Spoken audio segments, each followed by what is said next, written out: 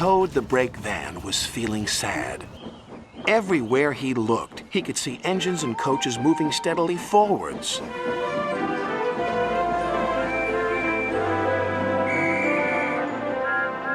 They all looked confident and cheerful. One day, he decided to talk to Oliver, the Great Western Engine. I'm always going backwards, Mr. Oliver. I have forward-thinking views. I could be a leader, if you know what I mean. You can't be a leader without a train to follow. You don't have a train, Gordon said. Toad felt sadder still. Oliver wanted to help. You're a very useful brake van, Toad. You help me brake, and you keep my freight cars in order when we go down hills. I know, Mr. Oliver, but it would be so exciting to go forwards for a change instead of always seeing things sliding away from me. The freight cars were cross with Toad. Who's he to start complaining? He's lucky to be able to look after us. Let's teach him a lesson.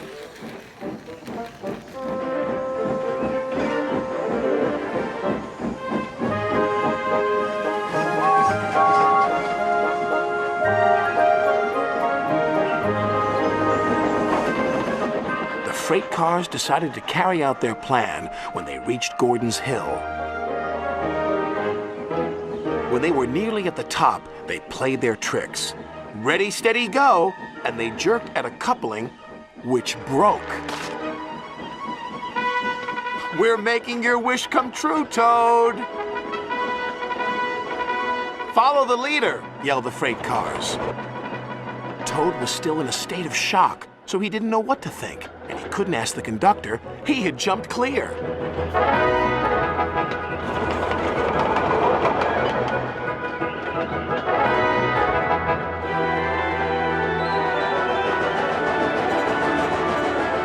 Faster, faster, as fast as you want, screamed the freight cars.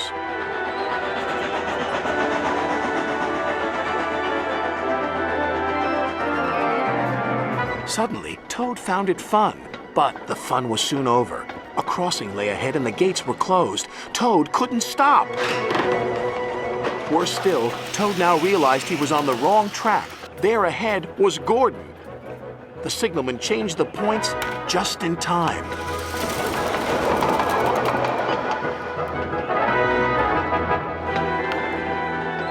On, faster, cried the freight cars.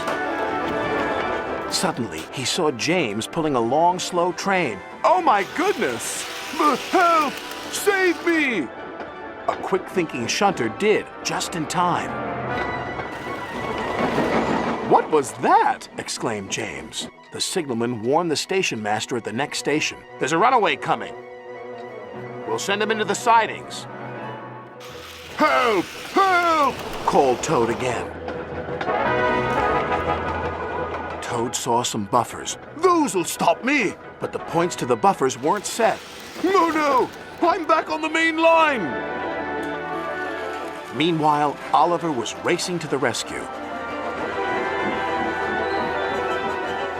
I must catch Toad. I must! Toad sped past Henry.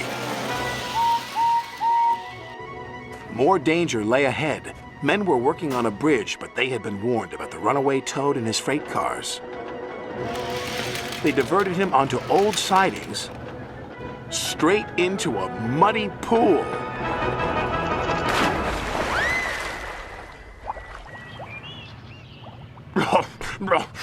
Stopped at last. Oliver arrived, and when he saw Toad, he could only smile. A pond is the only place for a toad, I suppose? That night, Toad spoke to Oliver. I'm sorry, Mr. Oliver, if I caused you any embarrassment. That's all right, Toad. So what do you think of going forwards? It was fun, decided Toad, but from now on I'll be happy to look forward to the future, busy going backwards, so to speak.